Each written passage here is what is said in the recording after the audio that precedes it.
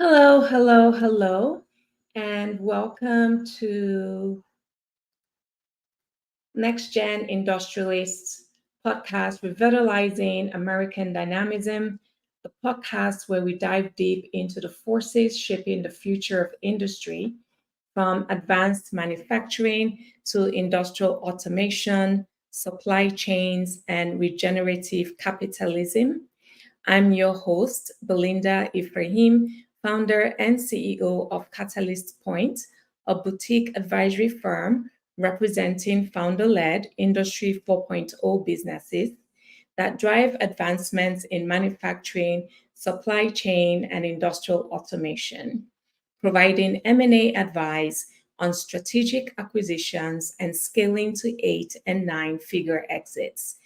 And today, we are exploring a unique and often overlooked intersection: how accessibility technologies can enhance productivity for neurodivergent individuals and why that matters for the future of work. Our guest today is Lulu Waters, founder of Lexibl, a patented or patent pending and groundbreaking AI powered B2B SaaS technology that's revolutionizing the way divergent leaders learn. Lulu's mission is to make reading adaptable to everyone, and her story, from struggling with being a dyslexic to building a tech platform that serves individuals, educators, and enterprises, it is truly remarkable, and she's a beautiful human being. It is my hope that this episode will inspire our community of next gen industrialists to rethink how we approach accessibility in the AI transformational age and why neurodivergent thinking could be the next frontier in global competitiveness. Let's dive in. Lulu, how are you doing today? I'm doing well. Thank you for having me, Belinda. Great. I'm really excited to have you on here. Before we begin, I want to thank you so much for spending quality time with me. This is a real privilege from me to invite people like yourself into conversation. When I do these things, I always liken my interviews to the indigenous African traditions of storytelling in communal experience. I'm going to start, but before I do, I want you to know that you are in absolute control. You can choose to not answer a question or answer the question any way that you want to. So, Lulu, what is your story? Sure. So to make this quick, because it's quite a long one, I've been a lifetime entrepreneur. I actually started in grade school with my brother. We're both entrepreneurs. Our father was an entrepreneur as well as our grandfather. So it seems to run in the family. I've done everything from health and wellness to personal coaching, executive and leadership. I'm credentialed through the International Coaching Federation. My last company was a food and beverage, as close to a widget as I could get, and I bootstrapped that and ran that for 11 years. Worked with clients such as the Miami Dolphins, Insomniac events, etc. And as part of COVID, that changed all of our lives in many ways. I had two businesses, and they were very high touch personal service. One was a cannabis consulting company to help people get out of pain, get to sleep, and get out of anxiety. And the other one was a personal training business as well as coaching. I went and got credentialed for Tradecraft for coaching, which took over a year. Out of that, I passed a book report that I really should have failed. And because of that, I finally looked directly at what has been a pain point my entire life and how is it that I can pass school, I can pass systems, I can get through them, but I don't understand what I'm actually reading. And so I started thinking about what if I could read and understand, what would the reading experience look like? And that's kind of where we are today, right? As a fully developed product in early access, it's been quite a road, and I never thought I would end up doing this. I like to say I'm a reluctant tech founder. It's a very interesting industry. but I see how we can make reading adapt to individuals and stop asking them to adapt to different reading environments. Wow, that's pretty interesting. So pretty much went from high touch type businesses that sort of weren't tech enabled, and now you said, okay, I want to create something that actually allows me to understand what I'm reading. Like, why now? That's a great question. Why now? It just, sometimes things come to you and they're put in front of you and you choose to pick them up or you don't. This is what I would call Lexibl in general, a zombie idea. I could not get rid of it. I have lots of ideas for businesses, many before I even get out of bed and my mind is going. I'm dreaming, creating things. So this one I just couldn't get rid of. And so I had to start acting on it. Okay. Okay. Yep. Wow, that's incredible. Let's frame a context here. How do you define, as someone who is dyslexic, how do you define neurotypical, neurodivergent, and neurodiversity? Yes, so that's a great question. The difference between someone who's neurotypical and neurodiverse is specific ways of working with the world. So to talk about neurodiversity in general includes many things: dyslexia, autism, ADHD, Tourette's, bipolar, and there's quite a few other things in there. The primary learning difference, some people say disability, but I think if you have an enabled world, it's a different frame of mind. So I come from enabling the world instead of disabling it.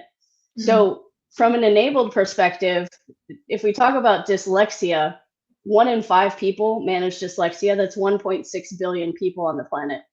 1 in 3 people manage some type of neurodiversity, often concurrent with others. So about half of dyslexics have, and it's really technically people with dyslexia, but as someone who has it, I just say dyslexic, have ADHD as well. And then there's overlap between ADHD and autism called AUHD. The trick is that we tend to think differently. And while when we create products, it's easier for people that are neurotypical to use and they tend to be more efficient. But when products are created for us, since we're only 1 in 3 people, it becomes incredibly harder to adapt to that type of environment. So in other words, go ahead. Just so I understand, so in other words, when products are designed for neurotypical, so let's just, I don't like to use the word normal because there's no such thing as normal, right? But let's just say the way normal people think. So when products are designed for them, it actually is not designed with those who are neurodiverse in mind. It becomes almost like an optionality with the accessibility feature, which doesn't really seem very integrated into the products. Whereas when folks like yourself who are neurodivergent design products and or services, because you're trying to solve that pain point, so it actually allows people who are neurotypical to actually be more efficient in their work. Is that what you're trying to say? Yeah. So case in point, as we started going out and we've interviewed quite a few people, not a ton, but hundreds and hundreds at this point, before we even started developing product for Lexibl, with a design prototype to see, does this way of reading, does this make sense? Does this help with a pain point? Does it give you freedom from the pain point? And we found that people who were dyslexic, have ADHD, were a yes, but we also found people who just wanted a more efficient way to read, wanted to be able to use it. So we started having this question: if we're going to build for, my community, right? Do we build for the entire community? Because we didn't realize that it would be a more efficient way to read for everyone, right? And so that's why I say, when you're building something, if it's inclusive, we can't just make it just for neurodiverse people. We can't just make it just for neurotypical people. We have to build something that is what I would like to call a universal way to read, or a universal file format. Because right now, you have to learn and adapt to multiple file formats to be able to read.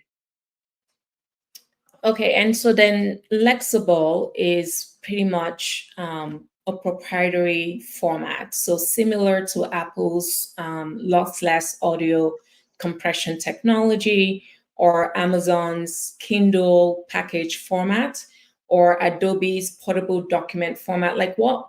I mean, it's one thing to create a product, and I think this is where it will be interesting to kind of delve a little bit into your mind to why you felt the need to create a proprietary format, which I think you call it the Lexibl document format, which is now going to be the .ldf. So first of all, what was the thinking behind that? And then second, how is that differentiated against maybe something like, let's say, a Kindle or a PDF? Yep. So a Kindle or a PDF, we'd love to work with Adobe. We think we're a natural fit with Adobe. Adobe is a PDF, a portable document format. What we do is take PDFs, other file types, HTML, which are websites, EML, which is an email, right? Think of Doc and DocX. We take file types and convert them into the Lexibl document format so that no matter what you're reading, you get the same interface to read with. You're not having to constantly adapt to different things on the page, and that you don't lose your place. And so when you're reading, often we lose our place because we either get interrupted, we lose focus, or we have to reread. And if you're in a paragraph, it can be very difficult to scan the page and find your place again. And so we found that people tend to give up on reading. And so instead of that, why not make it a way that people can hold on to where they're reading? As far as the proprietary nature of it, when I first came up with this, I didn't realize that this was proprietary in nature. It became evident after becoming a company, working with my CTO and co-founder, Felix Chan, that it's worth putting the IP through the process with patent, because it is different. And we do have a type of technology that can pin into the original document. And we see that being to be able to be used on a wide scale basis. Right. Yeah. What does it look like? Because I remember, I think on you just recently, I love your website, by the way, but you had sent me an image of what it looks like without your technology from someone who is dyslexic and reading. Would you happen to have that handy by chance? Oh yeah, you're talking about how the words move around and kind of swirl. Right. I don't have that queued up. Okay. I hate to have just dead air looking for it, but if you can imagine just looking at words, and I thought I was alone in this experience until I started interviewing. We use the book The Mom Test so that our interviews aren't trying to bias positivity towards our product. If anything, we're trying to figure out the negatives as to why it will not work, right? Which is data set we want to know. And we've heard people say everything from they feel like they're falling, or they feel like they're dizzy when they look at long form text, to they get headaches, they get stomach aches, and it's pretty mind blowing. It was very affirming for me because I really thought maybe it was just me, but it's not. There's a massive underserved population of people that day to day as adults, really struggle to read. We pick up 5th grade and beyond, but there's a very large amount of people. We have 800 million knowledge workers, right, in the world. Wow. Yeah.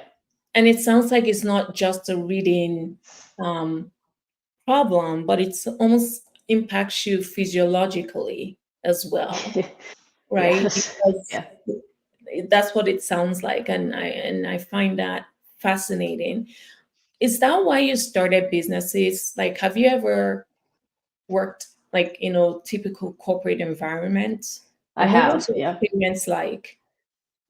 I was definitely an outlier in a corporate environment. Being neurodiverse, I'm very literal and very direct. I don't tend to understand why people don't ask the obvious questions that are in a room. And so in a corporate environment, I very much ask, well, what about this? What about that? And I would have people come into my office later on and say, I can't believe you asked that. And I said, I don't understand. Why wouldn't you ask that? And I think this is why I've been self-employed or built companies. This is my 8th one.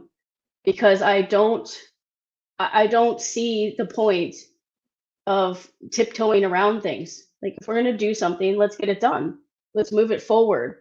And so I don't do well in a lot of those situations where I'm told not to think or I shut my brain down.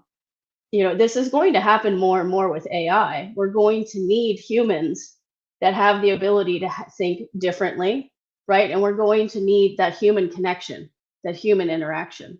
Right. And that means that we're going to have to be more real about our experiences. Yeah. Yeah, because even, I talk about this, myself and Tanya talked about this, I think when I had her on the podcast, and that humanness, automation is great, industrial transformation is great, but I think if we lose sight of the human connection to how, especially considering how rapidly technology is advancing, and if we leave the human connection behind, I think that's really where we're going to start to run into problems across the board. And so, yes, and data, right? Data sets, especially if they're around humans. yeah, those are human beings, right? I want to make a distinction between information and data.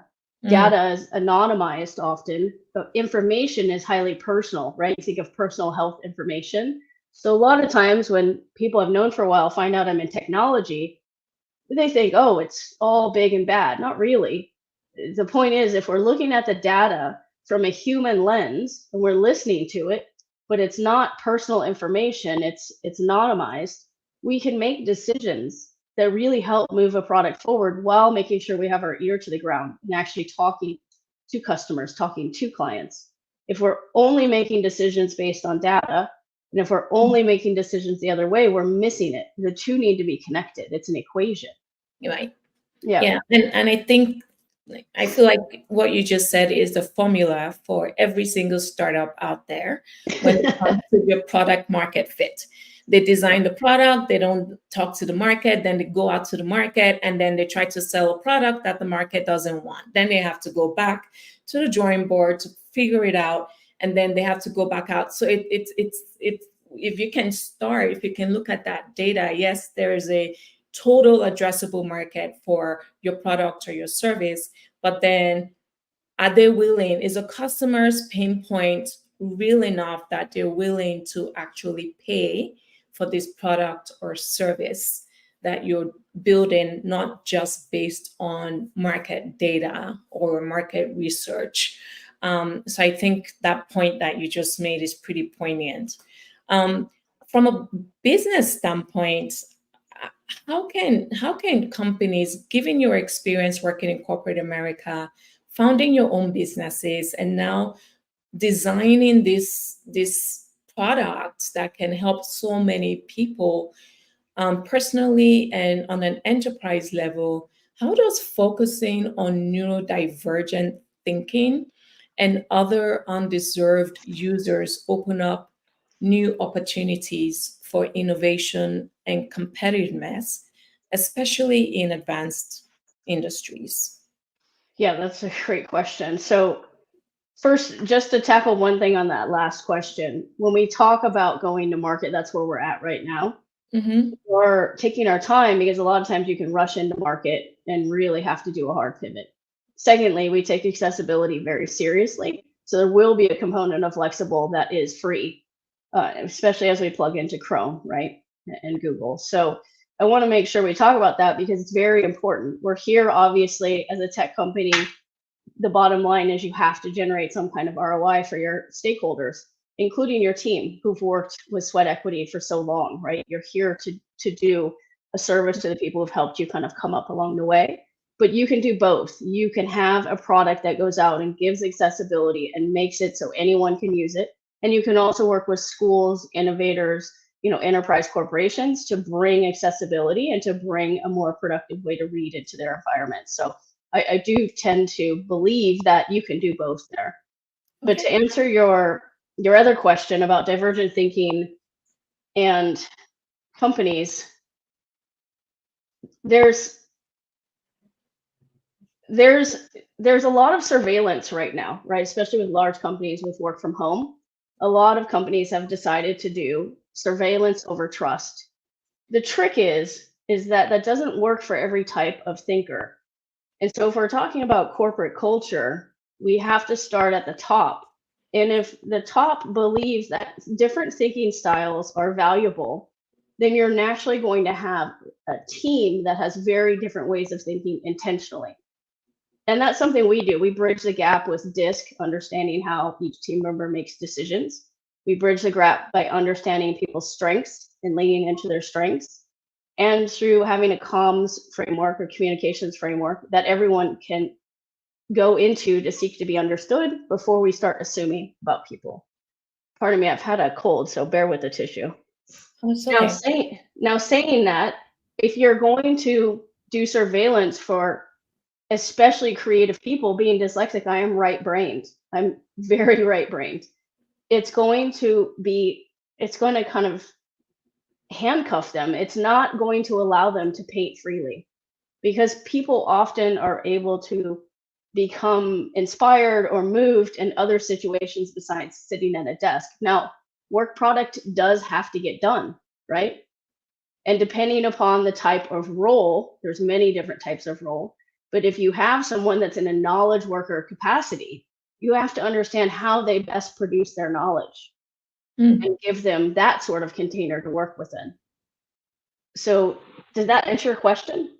Yeah, I'm just wondering and I just don't know any corporate systems that are actually structured in that way, where they're like, Jane Doe, what kind of container do you want to work in? And then customize their policies to that.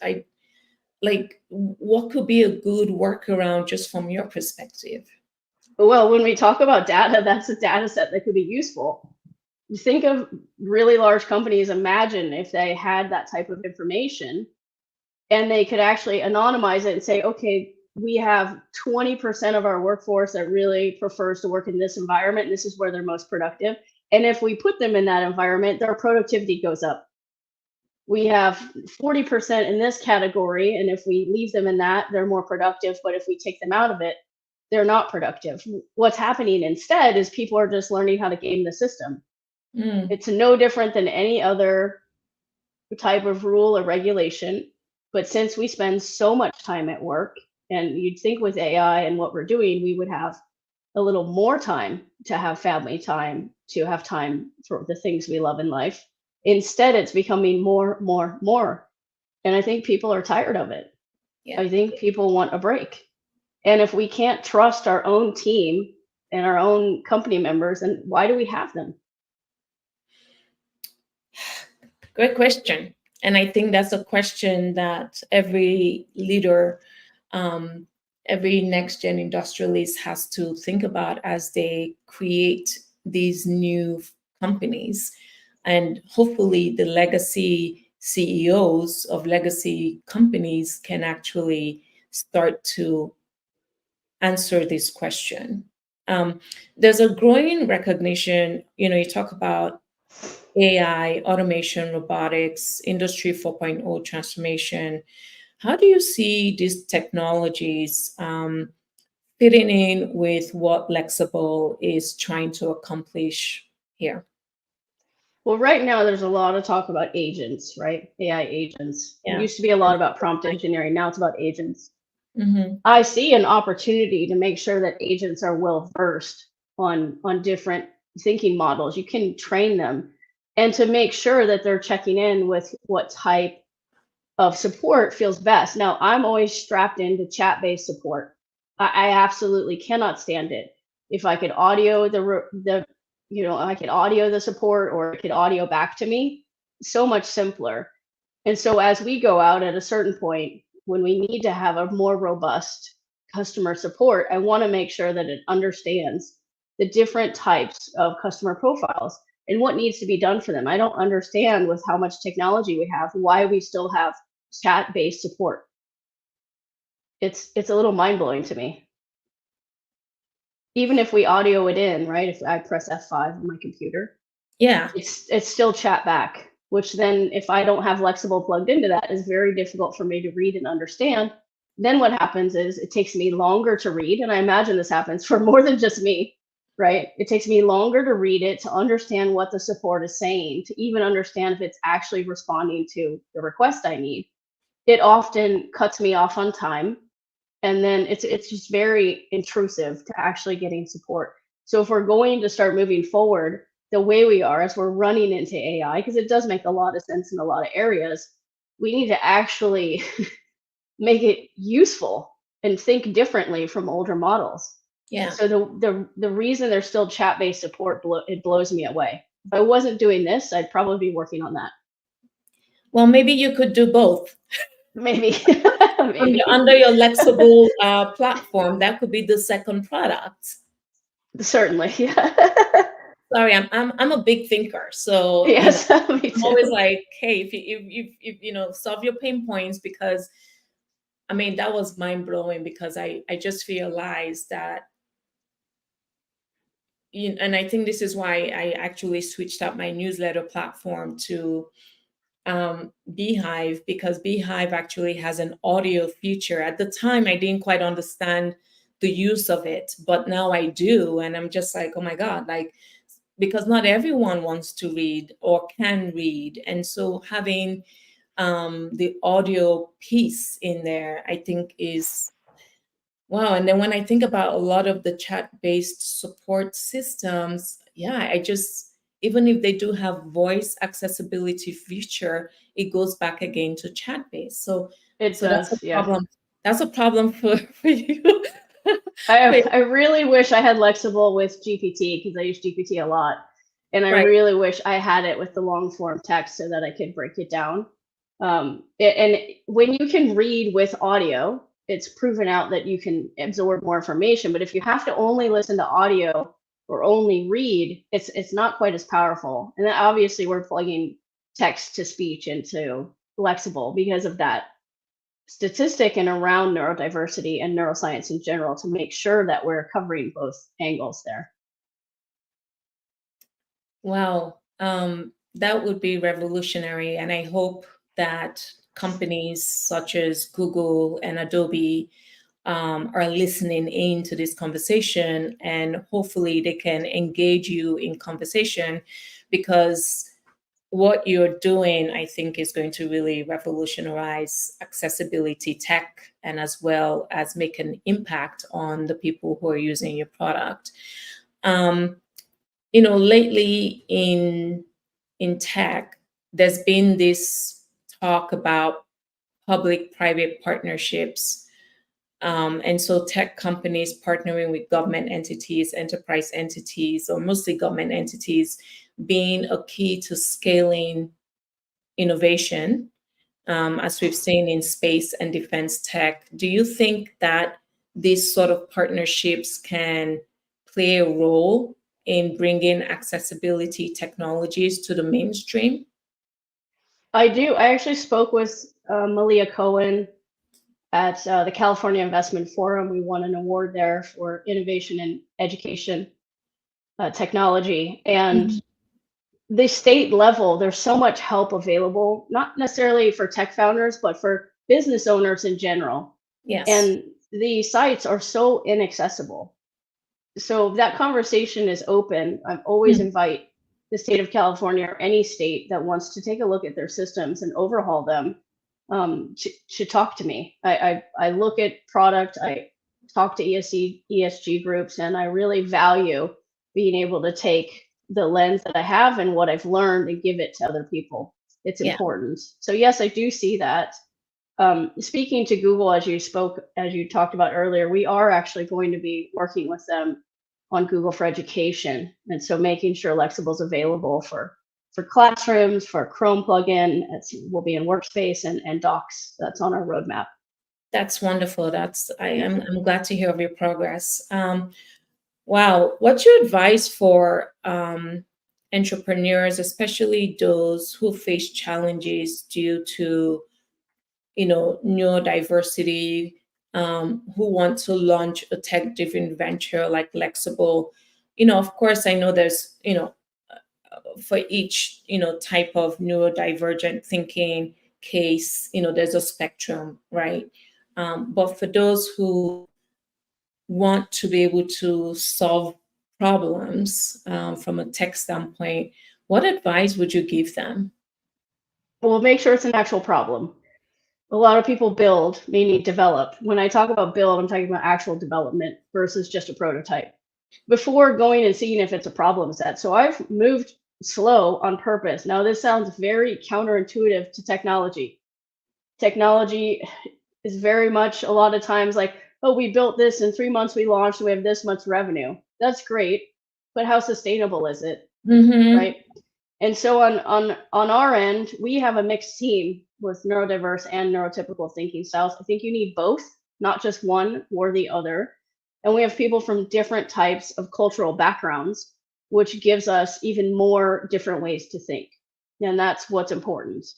So it depends upon the founder or the technologist. On my end, I come from hospitality. I come from service-based businesses. I come from professional services. Yeah. So I'm a very different type of tech founder because I come in with a vision, and it's very important that our technology side understands the vision, which they do. We're lockstep in that. So I would say you can rush to market if you want to, but make sure that you're baking out something that's actually going to last. Or in my case, I want it to outlast me, right? No Yes. matter where it ends up going. So we've gone pretty slow. To some other people, it seems fast. To us, it feels slow. But we wanted to make sure that as we go out with the product, it's reliable and stable. And that's what we're looking at right now. Even the demo we have on our website is outdated, and our deck. So that'll be updated soon, and we'll be updating and sending a release out to our private beta, readers right now. So it's interesting because you're always so much further ahead of what you're showing publicly. And that's a strange dichotomy to work with as a founder, because it becomes painful to look at older product. You're like, that's what worked then. This is what's going to work next. And so continuously iterate, always be willing to question your own thinking, right? Metacognition is literally thinking from above or from a bigger view. And I'm always willing to question my thinking. So with the team, we use a question. This is what I'm thinking. What am I not thinking? And everyone else will say what I'm not thinking or what someone else is not thinking, to flush out assumptions, to flush out different thinking models around that. So bear with me. This cold is no fun. So that's what I see is available. Don't worry. Yeah, that's what I'd see is available to future founders or future entrepreneurs, right? Right. It depends if you want a lifestyle business or you want a technology business. It depends upon what you're thinking about. Yeah. Well, and go big or go home. That's go big or go home. Yeah. I really like this idea, in addition to that, of questioning your assumptions, questioning your thinking, and surrounding yourself with people who are actually willing to do that for you. Yes. Yeah. That's it makes for very crucial conversations, Belinda. It makes for conversations that I think could be uncomfortable for a lot of people. We relish it and cherish it because we know break down to break through. And we know it's going to get us to another line of thinking. So too many times everything is yes, yes, yes. I'm a founder. I'm a person who holds a vision. I'm not the technologist, right? Meaning the person who's building the technology. I'm not the person running programs, etc. So I'm always looking to learn from my team, and vice versa. It can't just be one person's way or the highway. Right. That's very antiquated leadership. Right. Yeah. And I think that not just only applies to leadership, actually applies to life. I see a lot of, even celebrities, at some point they start to get these yes people around them, right? And then there's no more sense of reality anymore, because you have yes ma'am and yes sir type people around you.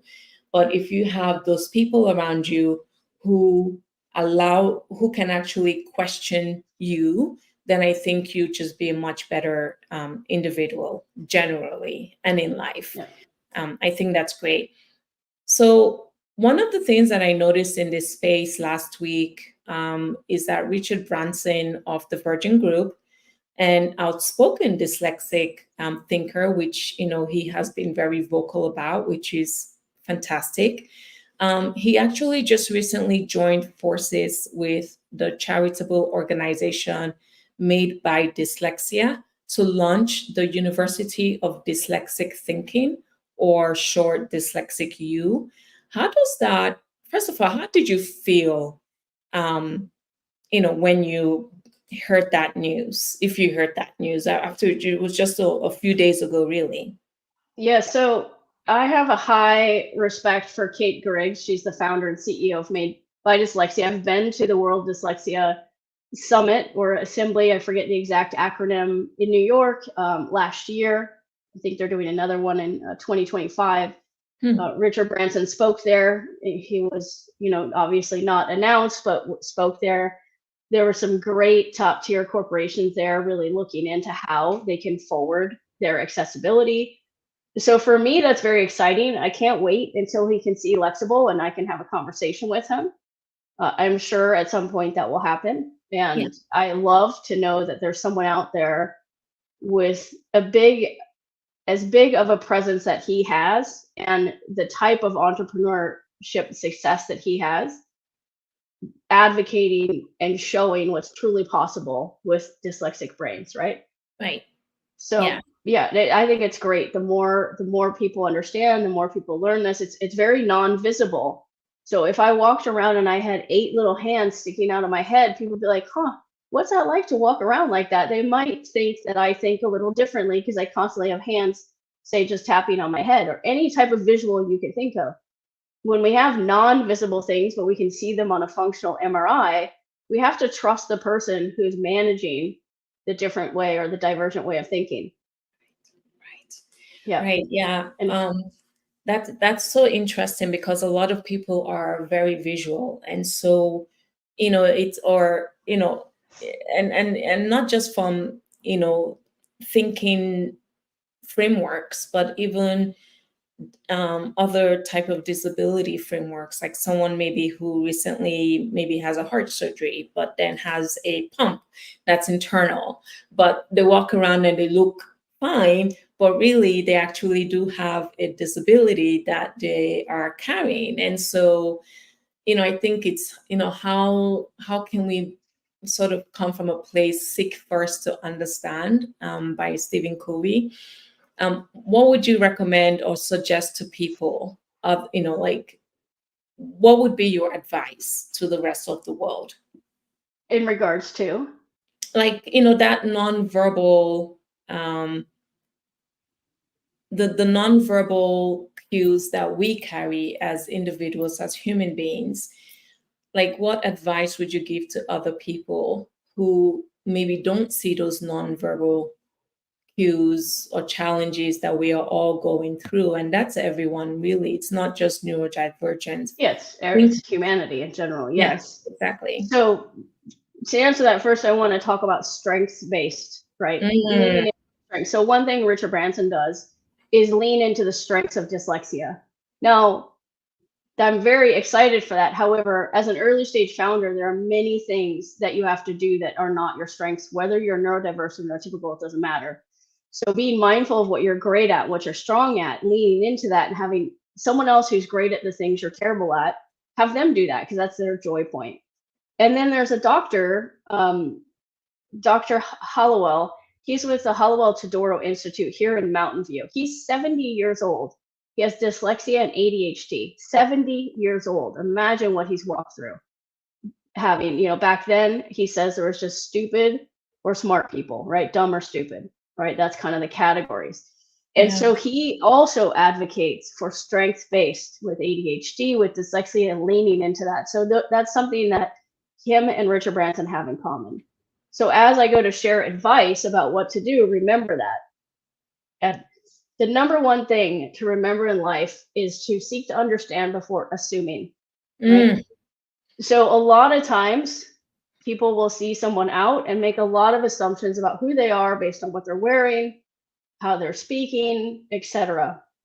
When I go to events, like we have Tech Week coming up, I was at an event yesterday for a pitching event. I often wear sunglasses and a big baseball hat because I'm light sensitive, right? Sometimes I'll have headphones in because of the sound.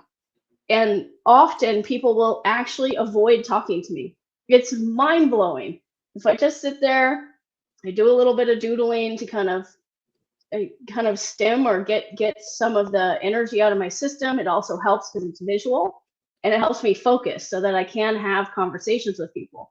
But imagine if someone just came up and said, "Hey, how you doing? Like, what's going on with the hat and sunglasses?" And I'd be like, "Yeah, I'm super sensitive to the light. How's your world?" And we just started chatting. I actually had that happen on the train ride home yesterday from San Francisco to Mountain View. The gentleman just sat at my little table at the train and we started chatting. And it was just so refreshing. Oftentimes we see people and we just put them in a box. We just assume. And so I invite people to go ahead and ask a question, seek to understand. What is your day like? Not how is your day? What is it like? What's Mm-hmm. going on? What's happening in your world? Just that human connection. Yeah. And if you're curious about something, ask about it. Don't assume, right? Yeah. Yeah. Yeah, I think that's how we met, actually. It is, yeah. You weren't wearing sunglasses and a baseball hat, Yes. but you kind of stood back, I recall, from the crowd, and it was actually who introduced us? Andy. Andy, yes, Andy Duncan of the CEO of Boardwalk Tech. I was like, hey, Yes. you should meet Lulu. And I was like, yeah, I'd love to meet her. Like, I was wondering why she was kind of hanging back there. And we just started having a conversation, and which I really loved. And I was like, and that's how I got to hear about what you were working on. And I was just very impressed with you. And so I think that seek first to understand before assuming is pretty potent. And I think that's an advice that everyone should sort of tape to their forehead as they go Yes. about in life. If only you just brought up such a strong visual, Belinda. If only we had a little thing that says, "You don't know me, would you like to?" And then you opt in, yes or no. Yeah. No, Andy's fantastic. He's on our board of advisors, and we're building out our board. So him and James Reishwain, who's the chair emeritus at Pillsbury Winthrop. And then right now we're looking for a technical advisor, a finance advisor, and then a comms or marketing advisor. Yeah, Andy's amazing. Multiple time founder, very successful, very humble, and I value that about him. Yes. And I got the same thing as well, just also being with him on the panel that we were speaking on. So that was pretty awesome. Very, very insightful guy. Yes. So what is next for Lexibl? How do you see your platform evolving in the coming years? Yeah, so the Lexibl Reader, or the Lexibl document format, is actually part of a reading management system that I came up with. And so where we're looking now is to go out and launch. We're doing pilots with some schools. It'll be interesting working with Google and going through the Google for Education and Workspace and Docs. So that's where we're moving to. And then from there, we want to go across browser types and across file types, because reading is ubiquitous. So it's meaningful for us to be wherever reading is. Does that make sense? Right. Yeah. And that's the path. And I'm hoping that you can, as you're on that journey, I really love this idea of the text to voice. Yes. Is that something that you guys are building into Lexibl right now? Or is that something that's maybe part of a future product rollout? Yeah, that's a great question. So I believe in partnerships. I did a lot of partnerships with my last company, and especially strategic partnerships where they're mutually beneficial. And so we're talking to some text to speech companies that we could do a plugin where not only can we utilize their technology, if they like to utilize ours for reading, we can do that as well. So we don't see the need to build that. That's something we can partner with someone on. Right. because you actually own the proprietary underlying technology anyways. Yep. This allows you to actually get to market faster, but also solving that problem need as well. Yes, exactly. Okay. We are almost, so here's our closing round, and I have a couple of questions. Are you raising capital right now? We are actually. We closed one round. We have another one open. We have some funding rolled in, but we have a little ways left. So happy to talk to someone if they make sense as an investor, if they understand the sector, right? We're specifically EdTech. While we have multiple verticals we can grow across, that's where we're going to market. Okay. And how much are you looking to raise on average? 1.5. 1.5 million? Yep. Okay. All right. Well, better to ask than not to. Yeah, thank you. All right. So closing round. We are almost halfway through this decade, Lulu. Wow. I know. October 1st is tomorrow. 2024. What excites you the most about the future? Oh my gosh, so much excites me about the future. I don't share this vision in common with some of my friends. Some of them are very dread focused about the future, but I am so excited. Just let's take a couple fields that I love. Space tech, right? Ed tech. Yes. Right? And deep tech. So exciting what's happening.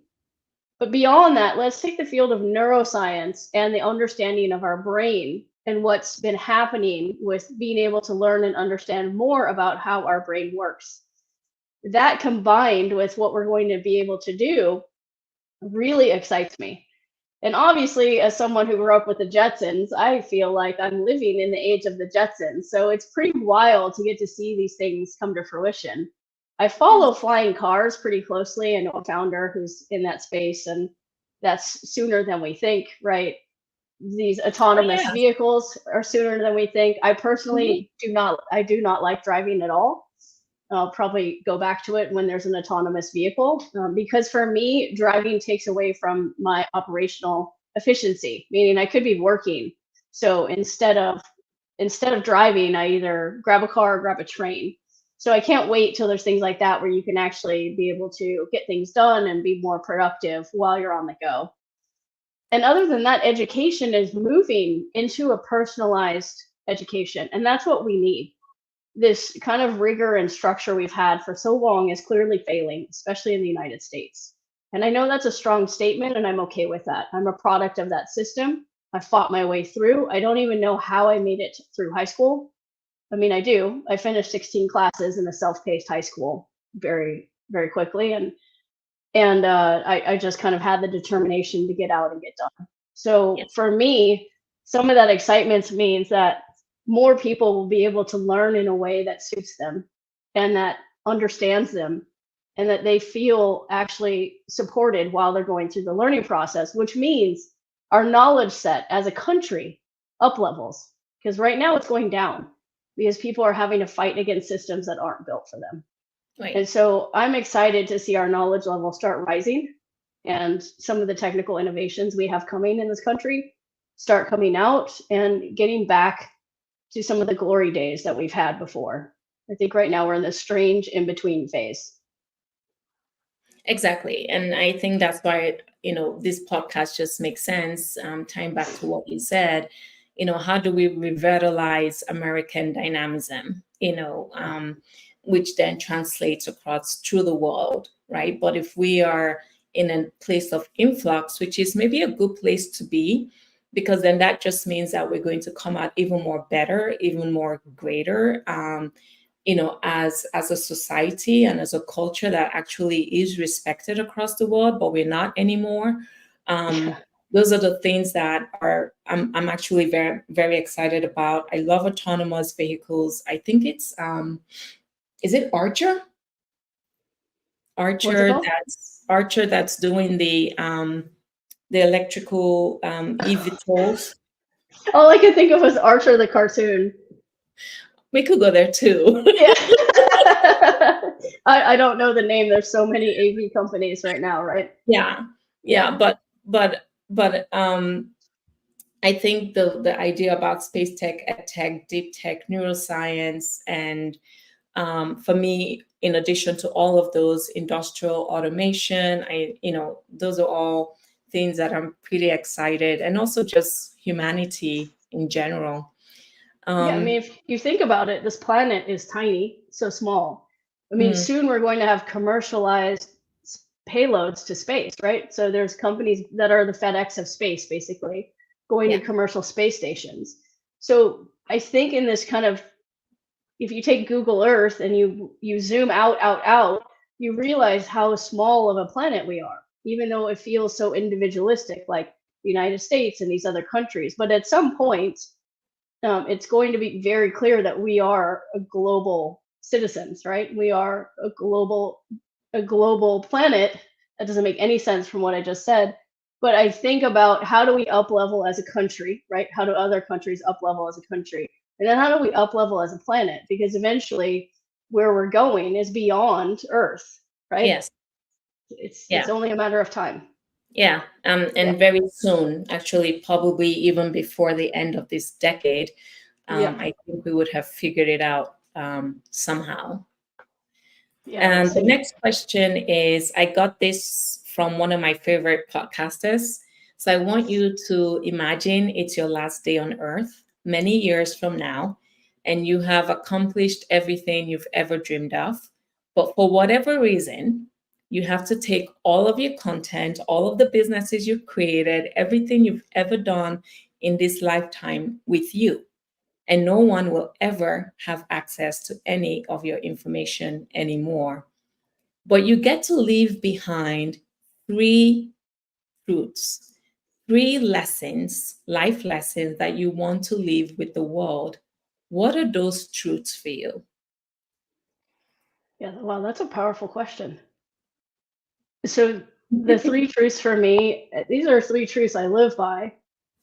One is seek to understand before assuming. The other one is do no harm, but take no shit. Okay. And the third one is, that's a tough one. I have so many coming at me. But I would say one of the things that has contributed to me in one of the largest ways is thinking about my thinking. So metacognition, that's not really what that is, but think about your thinking, which is really question your own thinking. You can tell I'm a seeker of knowledge, right? I just love learning. I'm the same way. Yeah. I'm always because I don't really have. I like to say in the physical plane, I don't really have a lot of mentors. So my mentors are actually authors. My mentors are researchers. My mentors are books, really. And so I'm always seeking to learn, seeking to enhance my ability to see around corners, and just sort of figure out what that future looks like, and then align my life to that. So I really appreciate you bringing up metacognition and questioning your thinking. I think we all in today's society need to do more of that, and start to question the assumptions, our beliefs, who we are, in order to become better versions of ourselves and continue building a better, more engaging communal type of world that we're living. The second to the last question, what's your definition of a next-gen industrialist? Yeah, that's a good one. I don't know why, but when I hear industrialist, I think of the Industrial Revolution, and you think of those chimney stacks and smoke and kind of the dark, anytime that's in a movie or any type of scene, it's always like a dark kind of smoky sky. But a next gen industrialist, as far as what I see from what I've learned from you, is that it's someone or a team that looks at current industries and goes ahead and moves them forward into the next generation of that industry. And that's how I see it. Nice. And what part do you play in that? I want to know. Well, it looks like I'm playing a part in the reading aspect of that. Yes. And so when we talk about next gen industrials, I think about publishers, right? Since COVID happened, publishers have been scrambling to get digitized content, but they also need that content to be able to be read and be accessible by people and be understood. Similar to you, see a tremendous value in books. There's so many books that we haven't been able to read. And on my end, with those 3 things that I left behind, I always am curious and I always want to know more. And reading is one of those ways I access them. And my sense is that with as busy as we are with in our face video feeds, shorts, it's on LinkedIn now, it's everywhere, those video feeds. There is a certain amount of solace in being able to sit and quietly read, even if you're reading with it reading to you, but being able to see the words and understand. As much as we are digital and moving more and more into digital with AI, there's a certain subsect that's going to go very analog, and we need to have tools for both. That even though they're digital tools, they're there. Yeah. Yeah. That's wonderful. I'm really glad to see and share with people how Lexibl can actually really help bring up that next gen industrialist. Where can people find you, Lulu? LinkedIn, I'm Lulu Waters. I don't really do any other socials. They can email me, they can text me. I'm pretty available as far as connection goes. But if you try to connect with me and sell me something off the top of the hat, I have no problem saying no and take me off your list. So yeah, or Lexibl.com. Exactly. Thank you for that. Yeah. And it's Lexibl.com. Yes. And I did misspell it, but it's out, so we're rolling with the typo. Okay, so is that correct? Yes, that is correct. Yes. Okay. All right. Lulu, I really appreciate you for sharing your insights, your incredible journey, and the inspiring work you're doing with Lexibl. It's clear that technology can be a powerful force for good when designed with everyone in mind, from reshaping the way we think about accessibility to empowering neurodivergent individuals such as you and me. Lexibl is setting a new standard for how innovation can positively impact not just industries, but our personal lives. For listeners, whether you are an entrepreneur, corporate leader, educational institute, or policymaker, today's conversation reminds us of the importance of designing products and services for everyone. Because when we create inclusively, everyone benefits. If you enjoyed this episode, don't forget to subscribe, comment, rate, and share it with your network. Join us next time on Next Gen Industrialists as we continue exploring the ideas and leaders revitalizing America's industrial base. Until then, stay innovative, stay curious, and as always, keep driving change. Lulu, thank you so much for the time. My pleasure. Thank you for having me. Yes, thank you.